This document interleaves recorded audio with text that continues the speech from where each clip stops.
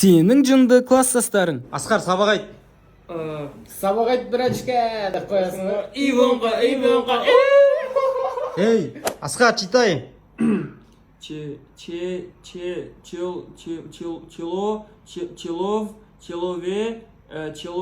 Человек. Бір адамды әрең құраған нес? Ой, апайын не істетейін деп жатыр мына адамға? Принтермедиат. Апай мен жүрмісің? Қазақ тілінде неше септік бар? Так, қора жақтағы септік, душтың астындағы септік, дворға су септік, ілік септік, 4 септік бар апай.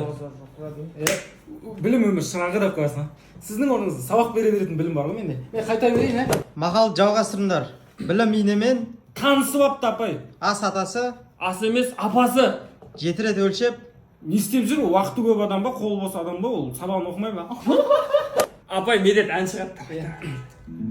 Интахи, мен боламын красавчик әлі, сыныптар қолдауларым кәні, борап кеш бар мәди.